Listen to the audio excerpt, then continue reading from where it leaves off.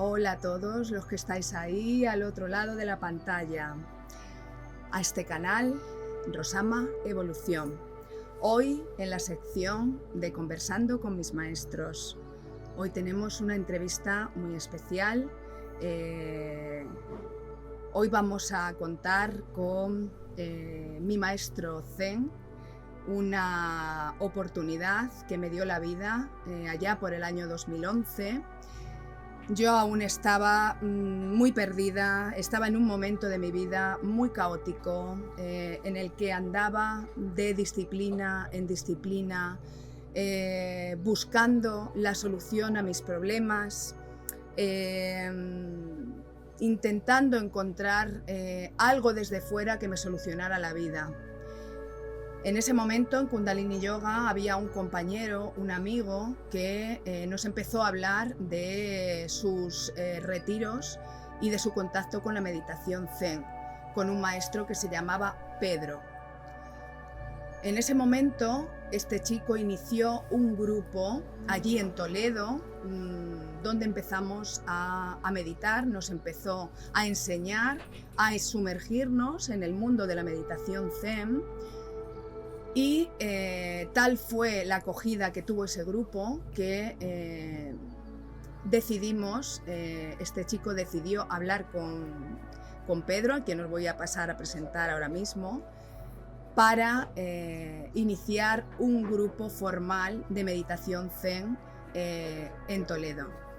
Bueno, tenemos con nosotros el gran honor de contar con Pedro San José y quiero que te presentes tú, Pedro. Bueno, pues lo primero que tengo es que negarte, porque no me gusta que me llamen maestro. No porque no esté acreditado para enseñar por mi maestro Iris Jagger, sino porque yo creo que vivimos un mundo en el cual a la gente hay que dirigirla a su propio maestro interior. Por lo tanto, yo no sé si soy más comadrón o hermano mayor o algo así, ¿no? Pero a mí el planteamiento del gurú, de la persona que se lo sabe todo, que está colocado en el centro, ¿no? Yo tengo mi propia evolución y desde mi propia evolución acompaño a otros, ¿sí? Soy médico. Hoy en día estoy haciendo también cooperación internacional. Fui el fundador de algo que quizás muchos que te están oyendo, que nos están oyendo, conocerían, que sería El Bosque, que es un centro dijéramos, de exposición de cultura alternativa o de formas de vida alternativa. Desde el punto de vista de la espiritualidad, pues efectivamente yo también tuve una evolución desde el cristianismo devoto, ortodoxo, a reencontrarme con el budismo, reencontrarme con la tradición zen tan rica y posteriormente volver a encontrar otra vez de nuevo a Jesús de Nazaret desde la perspectiva laica. Y cuando en aquel momento que tú estás hablando, pues fue un momento en el cual se desarrollaron grupos en diferentes partes de España que yo acompañaba, y hoy en día pues también estoy en el mismo sitio. Han pasado ya pues no sé, 30 años creo. Entonces, no desde cuando, Sí, desde que yo empecé a enseñar, y pues ahora hay un centro virtual donde hay gente de diversas partes del mundo que acompañan. Y bueno, pues luego hablaremos de qué va esto. No sé si sirve como introducción. Perfectamente, Pedro. Bueno, tenemos sintonía en que los dos somos sanitarios. Yo soy enfermera también. También he formado parte del mundo de la cooperación internacional y hay sincronías que nos unen de alguna manera. Bueno, cuando yo empecé a hacer meditación Zen, yo no sabía por qué estaba allí, no tenía ni idea de lo que estaba haciendo. Me pareció y me sigue pareciendo hoy en día una de las meditaciones más difíciles que yo he hecho. Era un método, una sentada, mirando a un vacío. Recuerdo que era una pared y eran sentadas de 20 minutos, de respirar con un contaje porque los pensamientos se iban constantemente. Realmente no sabía qué hacía allí y me costaba bastante. ¿Por qué es importante seguir cómo es el método de una meditación zen? ¿Por qué es importante la posición del cuerpo, la respiración, la posición de las manos?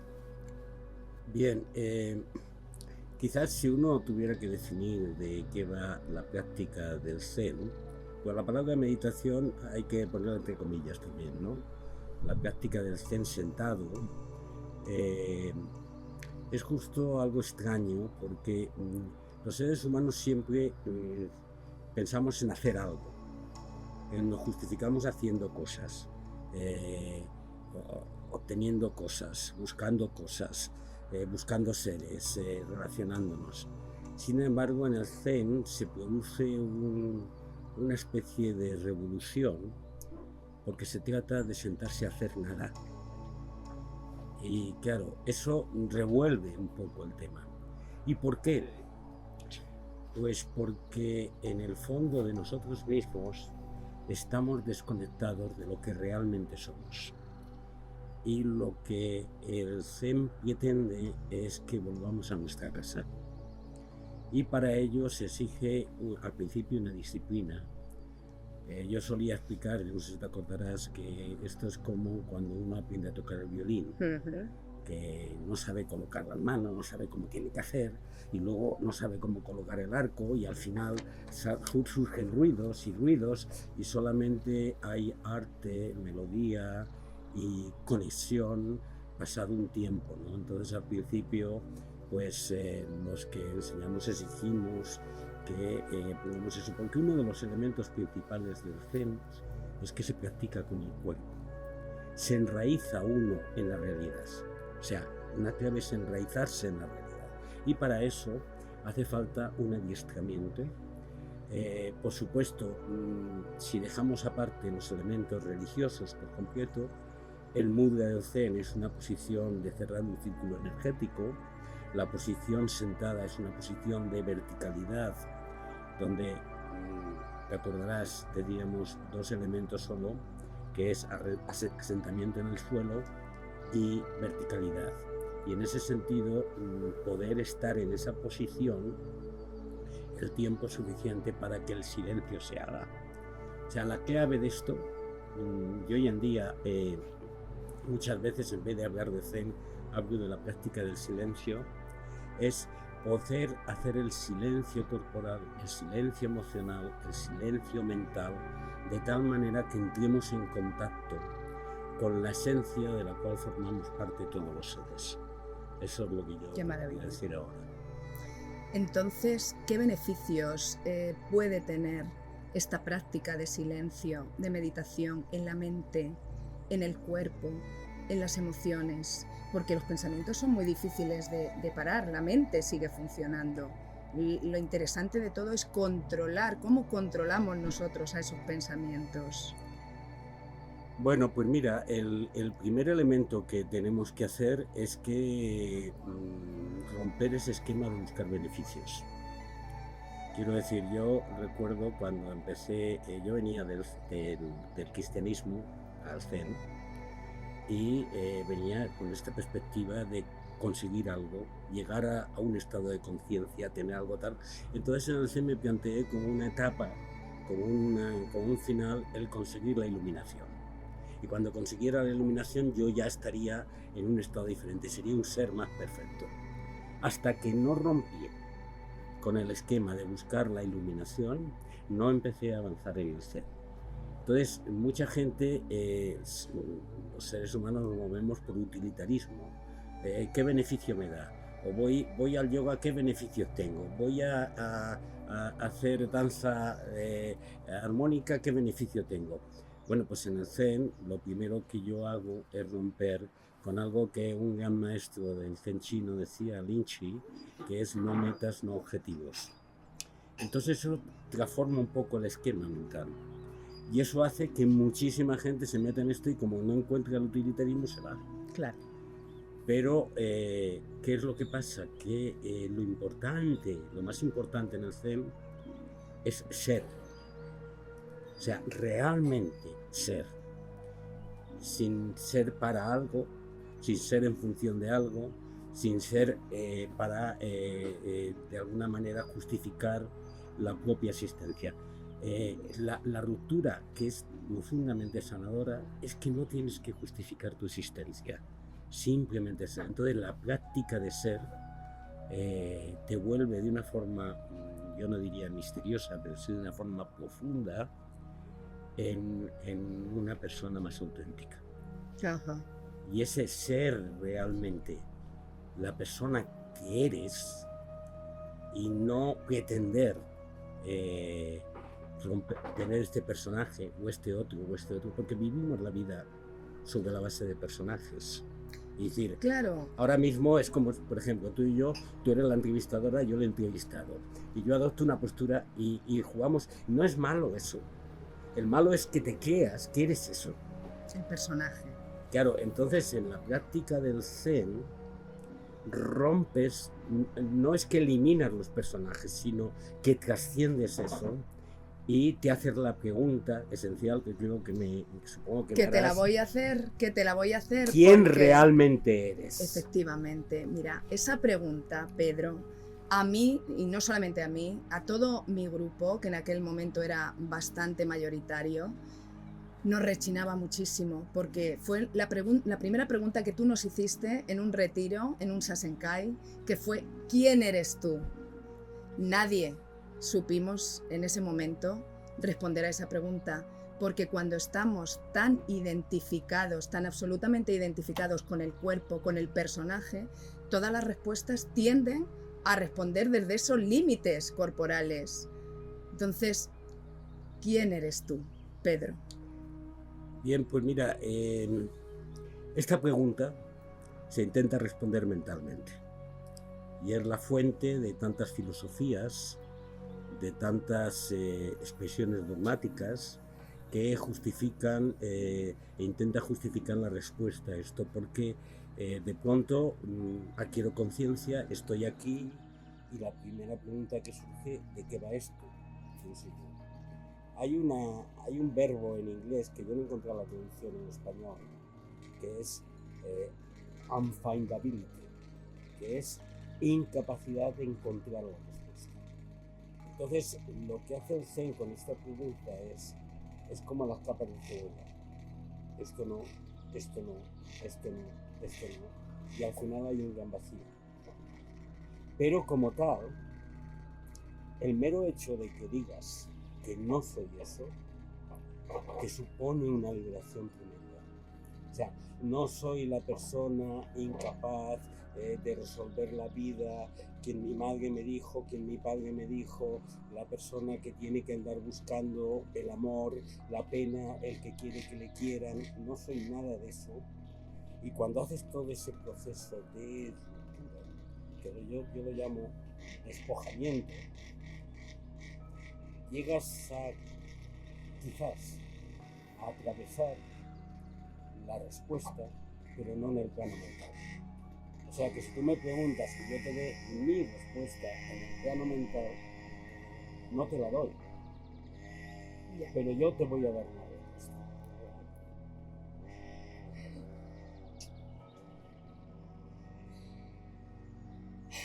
Y me llega muchísimo. No es un teatrito, ¿eh? Claro que esto no. Tiene claro que ser que no. desde el corazón. Y siendo desde el corazón,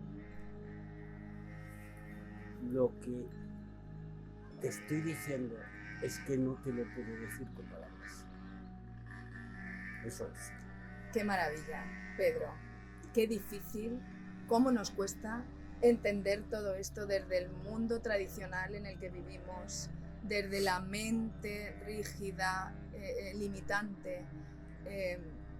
Es que romper estos esquemas es tan necesario, tan fundamental. Fíjate que es fundamental porque en nuestro mundo del siglo XXI, del año 24 del siglo XXI, vivimos una crisis de generación tan tremenda que es consecuencia de la cultura individualista, primero, del planteamiento de yo quiero, yo deseo, yo consigo, yo seo, del planteamiento yo elimino, yo rechazo, etcétera, y del planteamiento de los dogmas, de las religiones, del esquema.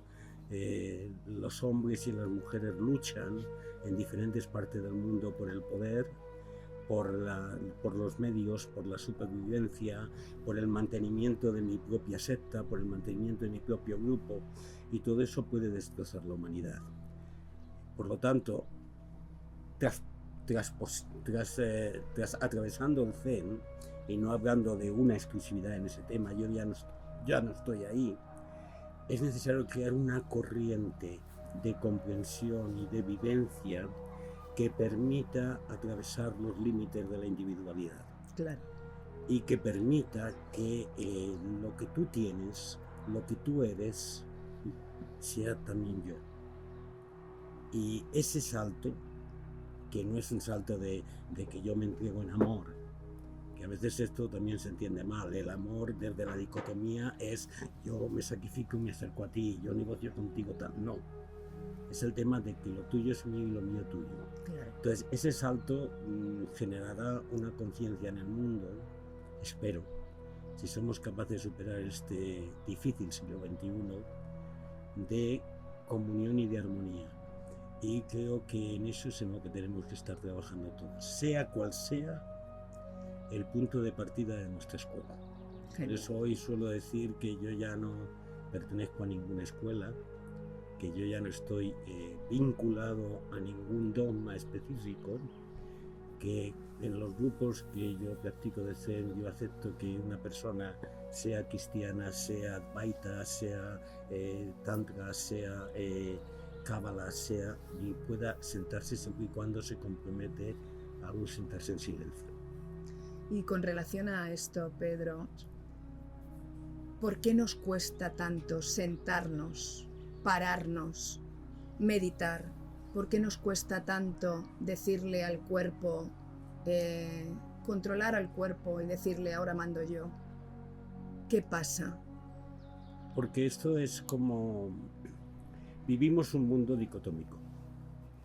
Nos levantamos por la mañana y salimos a trabajar, nos subimos al autobús, miramos a la cara de la gente, nos preguntamos, nos hacemos proyectos a lo largo del día, etcétera, y tenemos un tran-tran en ese aspecto. Sería el piloto automático también. Sí, sentarse a meditar. Decía Tony de Melo que nacemos dormidos, nos casamos dormidos, tenemos hijos dormidos y a veces morimos dormidos. Entonces, pegar ese salto supone ponernos en crisis profundamente, y eso nos da yuyu. Nos mete a veces en el caos, porque yo muchas veces me encuentro estudiantes de Zen y dicen, bueno, ¿ahora qué hago con esto? He tenido una comprensión esencial, pero tengo que seguir viviendo, tengo que ir a trabajar. Mi trabajo pues resulta que es vendedor de coches en no sé dónde, y yo ya no tengo sentido con esto. Entonces ahí se genera una contradicción intensa, donde al final, por supuesto, hay que decir, bueno, pues tienes que seguir viviendo esos personajes, ser padre, ser hijo, ser abuelo, ser vendedor, ser tal, pero al mismo tiempo atravesarlo y vivirlo con otra tonalidad. Entonces ese salto es un salto que requiere mucho coraje, que requiere una limpieza muy profunda, que requiere no engañarse más y no engañar a otros, no intentar aparentar, que requiere, como ayer decía en un Sasenkai que estoy haciendo, una profunda humildad, que significa andar en realidad. Qué importante. Una profunda humildad.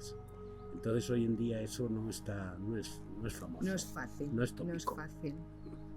Y Pedro, ¿tú dirías que hay sonido en el silencio? ¿Que hay sonido en el vacío? ¿Cómo podrías tú... ¿Qué es para ti el silencio? Bueno, yo me acuerdo mucho de una frase de mi maestro Billy Gish, que hablaba de escuchar el silencio tras el silencio. Y yo durante mucho tiempo no lo entendí. ¿Qué es eso del silencio dejas el silencio. Imaginemos el conjunto del universo.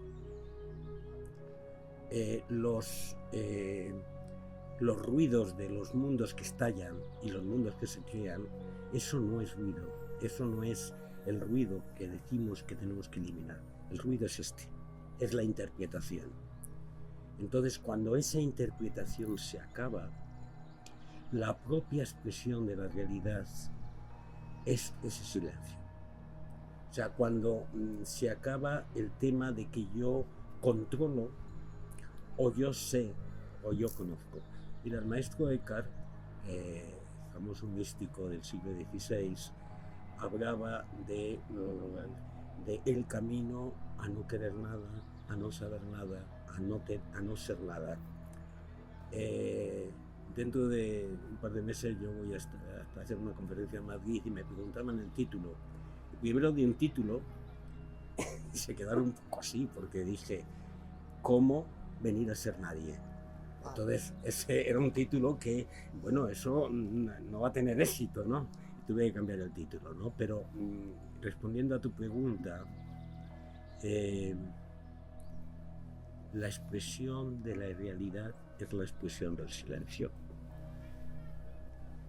Conectar con la expresión de la realidad, esto es mirar ese árbol y dejar de llamarle árbol, sino conectar con esa realidad que se expresa, o con ese cielo, o con esas nubes, pero sin que tenga la calificación emocional de yo con esas nubes, yo contado, implica una conexión íntima donde no caben las palabras. Trascender la forma en todos sus... Claro, entonces es... Pero vivir también la forma, quiero decir, la realidad se expresa en multitud de formas, y cada una de las formas es el conjunto de la realidad, y esta forma también es la expresión de la realidad, y esta forma también lo es. Entonces, el tema es cuando tú y yo podamos conectar sin que tú estés pensando sobre el mí y yo esté pensando sobre ti. Y entonces sí que hay una conexión en el silencio. Esto es lo más que te puedo decir. Juan, ni más ni menos. Pedro, estamos muy acostumbrados, o es una denominación que se hace mucho en la sociedad, decimos, esa persona es muy zen. ¿Qué quiere decir cuando decimos esa persona es muy zen? ¿Es que está especialmente conectada con algo, con alguien? ¿Es especialmente tiene una luz, un brillo, no sé? Mira, el Zen es una de las tradiciones más ricas en el plano espiritual. Yo lo vincularía con el budismo primitivo, antes de que el budismo fuera religión, por decirlo de alguna manera, y hay que aprender de esa tradición. Pero desgraciadamente hoy hay un tópico de deterioro de la propia palabra. Por eso yo a veces dejo de utilizarla y hablo de la práctica del silencio. Si tuviera que decir en esencia que es el vaciamiento de la frivolidad y de la superficialidad. Cuando tú te encuentras una persona que va a la esencia, que da lo mismo que lleve esto o que venga en camiseta, o que de alguna manera en su conexión realmente hay una conexión directa, dijéramos, para hablarlo en términos de nuestra cultura, conexión de amor incondicional. Entonces, en sentido más auténtico podría decir esto. Pero a mí cuando alguien dice, no, esta persona es muy zen, a mí me causa sospecha. Porque se ponen con un esquema muy determinados, con unos planteamientos tal, y a mí no me gusta. Lo mismo que te he dicho antes, que no me gusta que me llame maestro, no me gustaría mucho me dijeran, no, es que Pedro es muy zen. Es muy zen. Entonces eso parece que significa algo.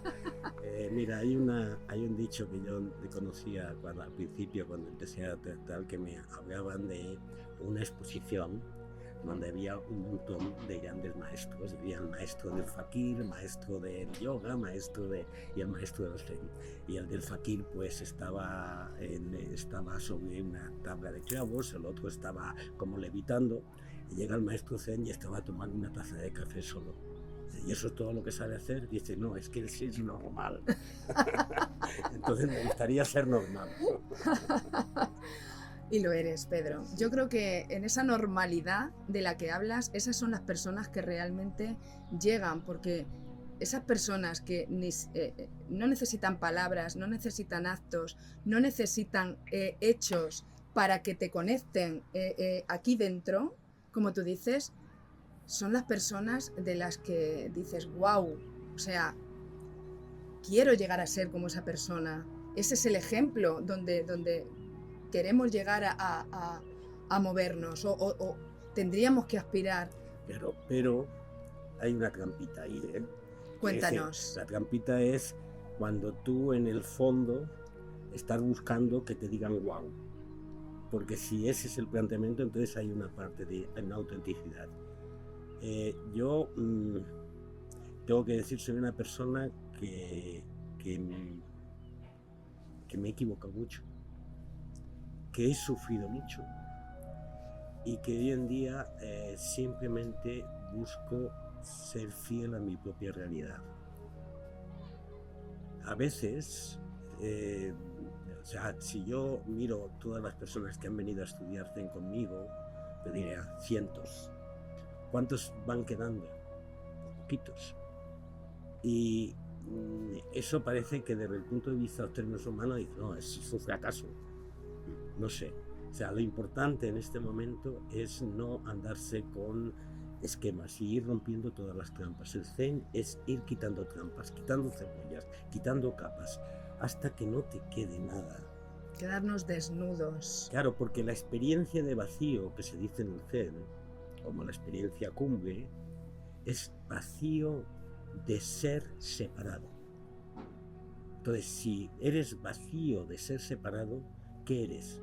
Nadie en especial, pero lo es todo el tiempo. Entonces esa frase, te acordarás que si recitábamos de venir a ser nada para serlo todo, de Juan de la Cruz, pues preciosa esa frase. Sí, que está dentro del poema suyo. Venir a no saber nada para saberlo todo, venir a no tener nada para tenerlo todo, ese tipo de... La verdad es que esta frase me remonta mucho a esos años que yo mantuve una experiencia muy diaria y muy directa con el Zen. A mí, todo esto que estás diciendo, yo en ese momento no lo sabía. No sabía a qué niveles estaba trabajando tan profundamente lo que estaba haciendo. Mi compromiso diario, no lo sabía. O sea, a mí hoy sé que esos años de compromiso con este tipo de meditación, de silencio, de trabajo, a pesar de que era duro en muchos momentos, me ayudó a entrar en mí misma, me ayudó a silenciarme escuchando esa jaula de pensamientos que yo tenía, me ayudó a dejar una relación absolutamente tóxica, me ayudó a evolucionar, a aprender de mí misma, me ayudó a abrirme oportunidades magníficas y es una filosofía que yo recomiendo encarecidamente para personas que están en un momento de vacío existencial absoluto y que no saben por dónde empezar. Para mí fue un refugio, fue un oasis y fue un momento de darme esa oportunidad a mí misma de no saber nada, pero de tenerlo todo a la vez. Esto toca, pero la llamo filosofía, a mí no me gusta llamarle filosofía, me gusta llamarle camino. Y cuando me preguntan qué camino, y digo que es un camino sin camino, pero lo que sí que es cierto es que una gran parte de la filosofía perenne, esto es la sabiduría que trasciende cada una de las corrientes de pensamiento, tiene que ver con este tema de conectar con la profundidad del sexo. Yo creo entender, Rosa, que en tu periplo hubo una conexión misteriosa con el centro de ti misma que te salvó de dinámicas que en aquel momento eran un poco chungas. Muy tóxicas. Y porque te agarraste ahí, tuviste el coraje. Yo recuerdo una conversación que tuviste el coraje en un momento de oscuridad de seguir avanzando. Y yo estoy de acuerdo, por eso estás aquí hoy. Es que lo ansiaba, o sea, para mí esos retiros fueron profundos regalos para mi alma. Yo en ese momento no lo sabía, no sabía por qué estaba ahí, pero estaba empezando a alimentar mi alma. Y esa semilla que se empezó a poner ahí, fue creando su fruto. Esto es un cocinado lento, poco a poco. Pero hoy miro hacia atrás y sé y entiendo lo que significó todo aquello. Entonces, querría enganchar con una pregunta, porque claro, en ese momento yo también era una persona enferma, como me he considerado toda la vida, porque me he identificado con persona enferma crónica. Entonces, ¿qué nos puede decir el Zen de la enfermedad? ¿Qué nos puede decir de ese binomio, salud-enfermedad? Primero hay que entender lo que es enfermedad. Porque enfermedad no es enfermedad física, enfermedad mental, enfermedad emocional, sino que es el desequilibrio de una armonía. Yo que en su momento estuve trabajando con la acupuntura, aprendí entonces que dijéramos la enfermedad es la aparición de los síntomas cuando traspasas el desequilibrio energético, ¿no? Con lo cual dijéramos cualquier camino, cualquier práctica o cualquier evolución que te lleva al centro de ti mismo te lleva a la armonía, y si estás en armonía es profundamente sanador. Hoy en día se acostumbra a pensar solamente revisionistamente que la enfermedad es la manifestación de una patología, de un síntoma. Sin embargo, yo me pregunto, y me lo he preguntado varias veces, ¿cómo curaba Jesús? ¿Cómo Jesús de Nazaret se acercaba, que es un gran terapeuta, a la gente? A veces, por supuesto, ponías salivas o no sé qué, pero en el fondo tocabas el corazón y desde ahí desarrollaba un potencial de sanación. Tu fe te ha salvado. Hablaba desde el centro. En ese sentido, dijéramos que el Zen, se suele decir que bueno, pues los grandes maestros Zen viven muchísimos años y tal. En el fondo es la persona que vive en armonía, dijéramos. Y eso es lo más que se puede decir en ese plano. Cuidadito con utilizar el Zen como una fórmula mágica para curar enfermedades. Claro. Porque ahí es donde metemos la pata otra vez. Efectivamente. Lo digo porque hoy en día hay mucho intento de crear fórmulas mágicas. Porque desgraciadamente la llamada cultura alternativa se ha convertido también en un mercado, y yo huyo como la peste de eso. Quiero decir, en el Zen se viene, como he dicho antes, sin objetivos. Si tú resulta que tienes un cáncer de colon y vienes al Zen para que te cure el cáncer de colon, nunca te va a curar el cáncer de colon. Si vienes al Zen es para practicar el Zen, punto. Y para romper ese esquema de continuamente en tu cabeza querer ir a algún sitio para conseguir algo. Entonces ese es un poco el tema principal. Con esto yo creo que es lo que te puedo... Y entonces, Pedro, ¿qué personas pueden...? ¿Es el Zen, esta práctica puede ser para todo tipo de personas? Para todo puede tipo. practicarlo todas las personas que quieran. ¿Hay algún problema con...? Porque yo también recuerdo que en un principio en mi cabeza estaban esas limitaciones físicas, que luego no lo fueron, porque mi postura se adaptaba en una silla perfectamente y no tuve ningún problema para poder sentarme a meditar. Bien, mira, lo primero que hay que decir, hay que recordar a Ken Gilbert para hablar de la llamada cadena del ser, donde el ser humano tiene una evolución. Y el ser humano tiene que empezar, por nuestra propia aventura humana, a construir una experiencia de yo. Un yo adulto, sano, y el Zen lo deconstruye, lo rompe. El problema es cuando una persona, esa experiencia de yo está truncada. Entonces, yo, por ejemplo, he tenido alguna gente que decirle tú no meditas. Por ejemplo, una persona profundamente bipolar, o una persona con una neurosis obsesiva. ¿Por qué? Porque no ha construido un esquema de vinculación con la realidad que le permita hacer la revolución del Zen, que es de pronto romperlo.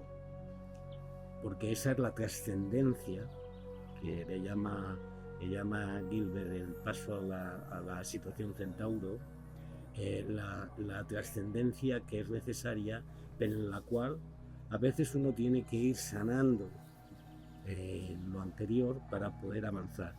Te recuerdo que en mi caso yo cuando empecé a trabajar el Zen tuve que trabajar también psicológicamente. Entonces ese es un poco el tema. En lo demás no hay ningún tema físico.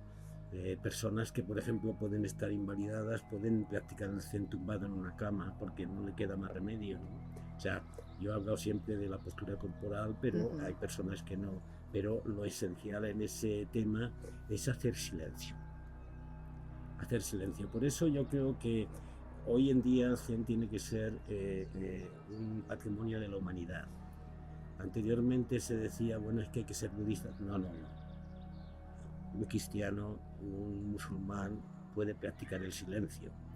Y está practicando, dice, yo no practico Zen, no practica Zen, pero practica silencio, que es lo esencial.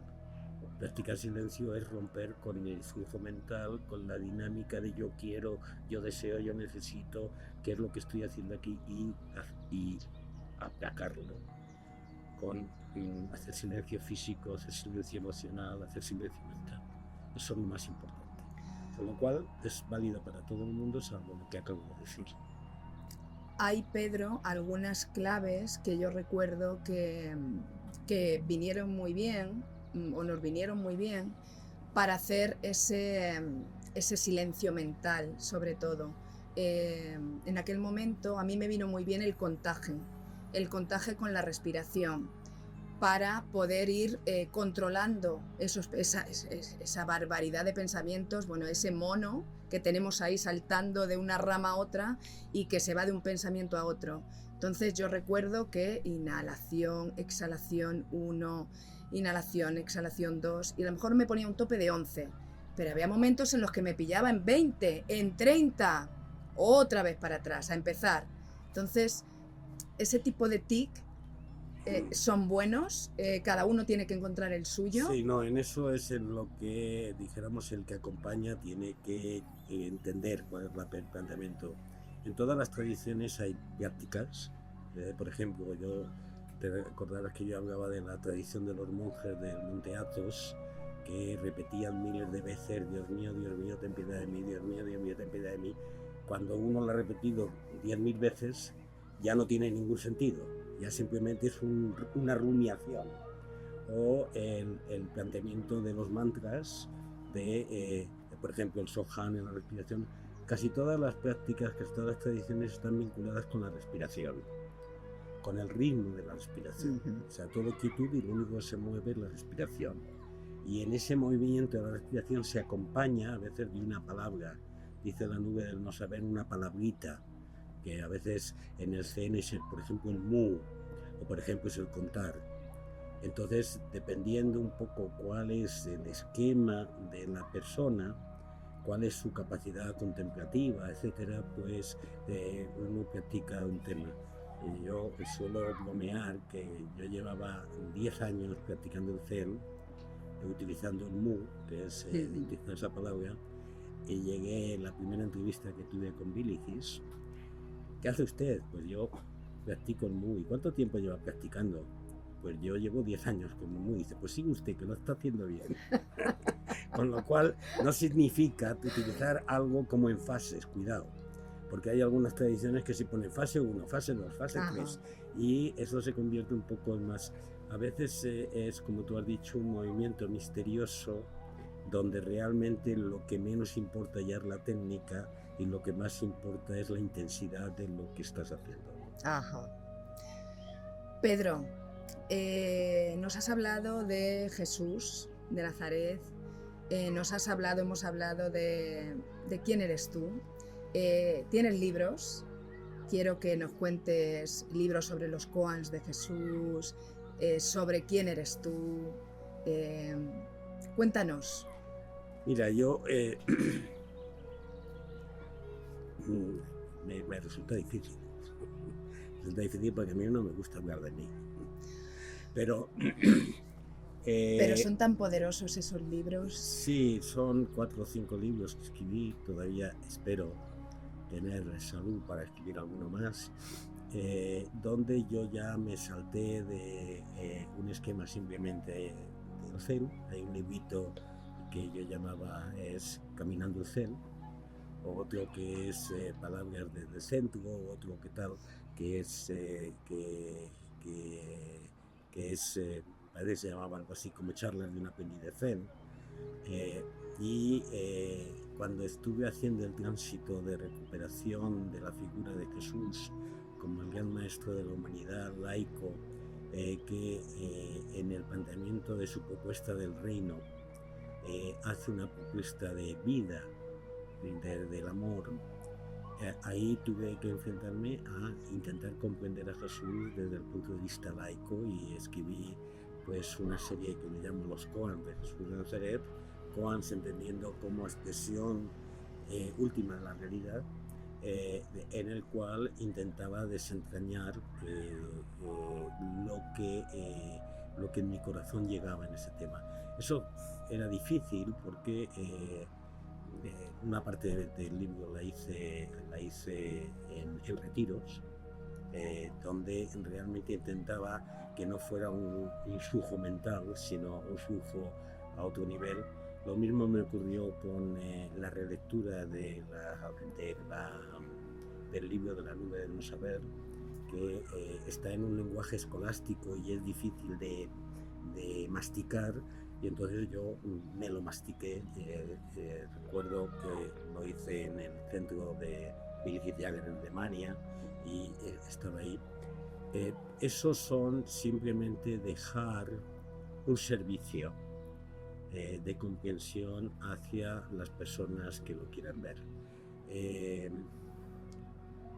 Yo estuve en muchos momentos tentado a firmar con un seudónimo, porque es cierto que cuando una persona está en el centro, cuando está guiando, el romper con el centro, pues es una gran etapa. A lo largo de mi vida he tenido que ser pues, líder, fundador, dinámica y tal, y me he dado cuenta hasta qué punto eso en muchos momentos de mis estaciones me ha quedado trampas. Afortunadamente hoy en día eso ya me importa un pepino.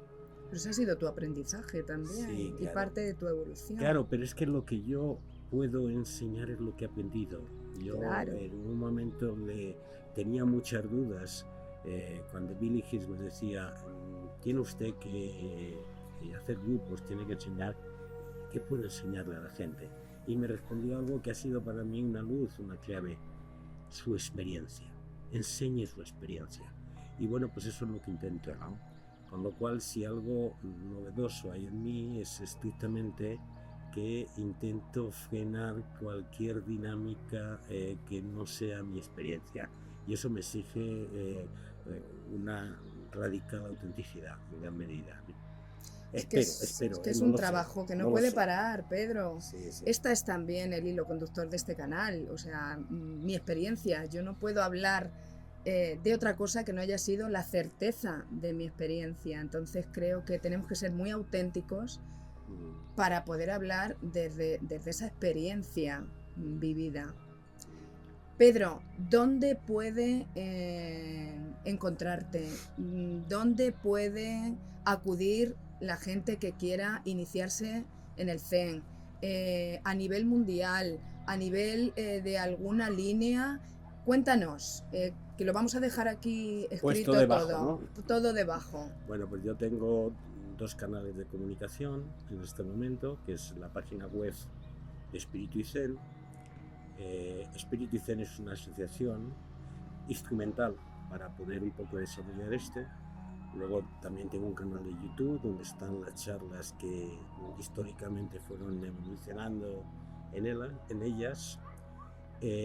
Practico Zen haciendo 2, 3 o 4 retiros al año. Hay cortos o largos para el que quiera plantearlos. Hago un día de Zen, pues se llama Sasenkai en japonés, al mes, y luego pues todos los días a las 9 de la noche nos sentamos en Zazen diario. El que quiera conectar puede perfectamente a través de cualquiera de estos canales. Vienen comentarios en el canal de YouTube, bien en la página web o bien en la dirección de correo org@espirituizen.org, pedir planteamiento.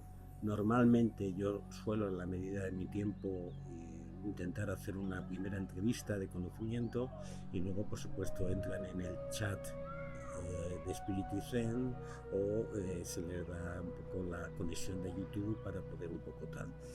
Digo esto porque yo efectivamente hago mucha práctica presencial, pero también me he abierto a que personas de América, personas de otras partes, es muy curioso, a veces nos sentamos en Zen y hay una persona de Galicia, otra de Huesca, otra de Granada, otra de Bogotá, otra de Canadá, otra de tal, y eso es muy hermoso porque implica que hay una conexión de silencio entre personas comprometidas, sea donde estén, ¿no? Y eso, mira, pues la experiencia de la pandemia nos ha ayudado en ese sentido, ¿no? Totalmente, Para totalmente. poder un poco conectarnos aunque estemos lejos, ¿no? Qué bonito.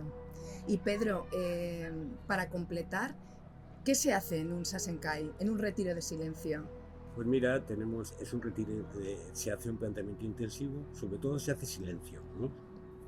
Efectivamente, antes de venir a un retiro tienes que haber acostumbrado tu cuerpo y también tu mente a una práctica de silencio. Por lo tanto, yo recomiendo primero empezar con el Zazen diario y luego pues en un Zazenkai pues está la mañana entera pues practicando silencio. Yo doy una charla, también se hace comentario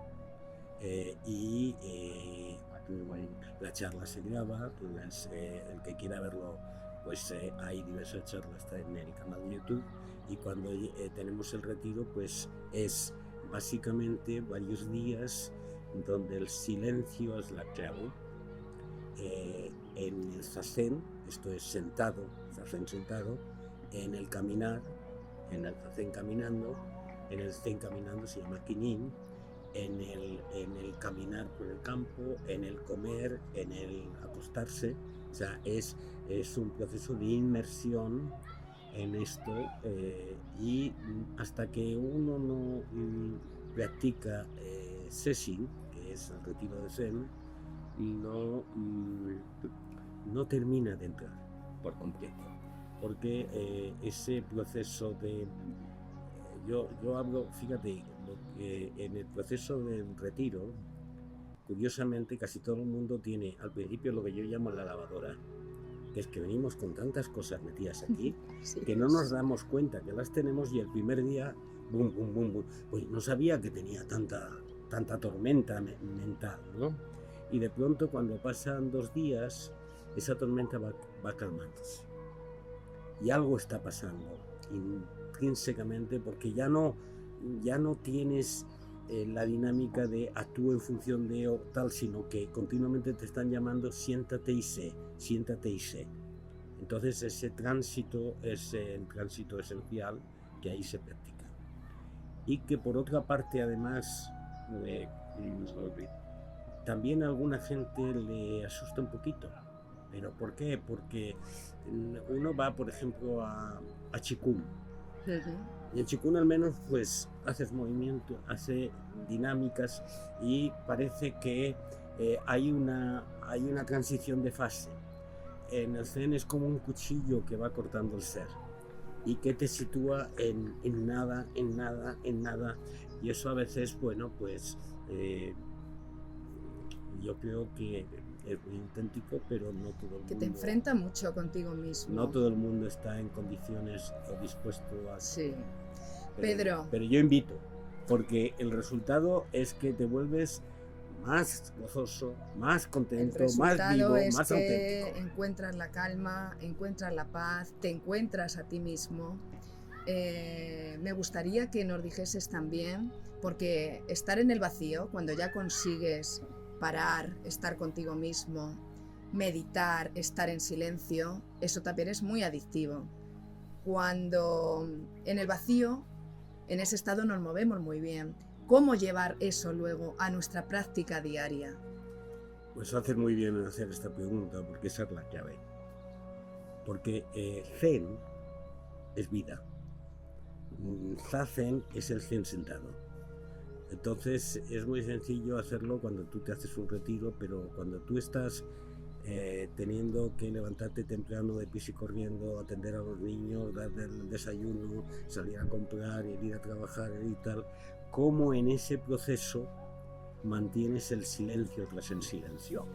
Por lo tanto hay una práctica que yo llamo la práctica de la cotidianidad, que para mí es clave, que es cómo mantener ese espíritu contemplativo en medio de la farra, en medio de la actividad. Y dijéramos que es el cuerpo de la práctica del Zen. O sea, lo otro te alimenta. O sea, si no has hecho ese retirarte y estar en silencio, no tienes esa capacidad. Pero inmediatamente te lleva a la transición del aquí y ahora. Lo que toca, ahora esto, ahora esto, ahora esto. Y estar plenamente en el ahora esto, sin pretender nada. O sea, lo que toca es una reunión para discutir con tu jefe o con no sé qué y tal y cual, estás ahí, pero al mismo tiempo mantienes tu conexión, yo lo llamo la conexión con el lago interior, la conexión con quien realmente eres, sin perderla. O sea, juegas plenamente el personaje, pero no te crees el personaje. Entonces esa práctica para mí lo esencial. Es lo esencial, sacar esa lectura sobre todo de todo esto y tener esa presencia de conciencia y de consciencia en el momento presente. Sí. Bueno, Pedro, vamos a ir terminando. Sí, porque me estás... Pero quiero, Pedro, que nos dejes una frase final que de alguna manera transmita el mensaje que tú quieres o que tú quieras que llegue a las personas que estén escuchando. La frase podría ser, y en esto voy a copiar a Arjuna, que es el llamado poeta del vacío del siglo II, salir de la prisión de ser alguien para venir a la libertad de ser nadie. Inmensa. Es inmensa, sí, porque en esa resume todo el proceso de la vida humana. Ahora mismo esa frase no tendría sentido si hubiésemos empezado por ahí, pero después de lo que hemos hablado yo creo que puede tener la resonancia que corresponde. Tiene todo el sentido como broche final de esta entrevista, de este rato que nos has dedicado, que agradecerte sobre todo, o sea, el objetivo de esta entrevista es sobre todo agradecimiento, mi más sincero agradecimiento a que la vida ya nos tuviese pactado encontrarnos en un momento para, al menos para mí, para evolucionar junto a ti, gracias a tu aprendizaje, gracias a tu experiencia, y agradecerte pues que hayas estado hoy aquí abriendo caminos para personas que vibren de alguna manera con algo de lo que hoy hemos hablado, y ojalá que mucha gente en el camino pueda unirse a este camino tan bonito. Sí, pero no te vas a escapar. Ay, que me tiene preparado sin algo, terminar, Pedro. como normalmente yo acabo los Asenkais. Con un abrazo de alma. Gracias infinitas, Pedro. Ha sido un placer para mí, un verdadero placer encontrarte, sentirte y sobre todo pues que nos hayas dedicado este rato tan bonito. Gracias, gracias, gracias.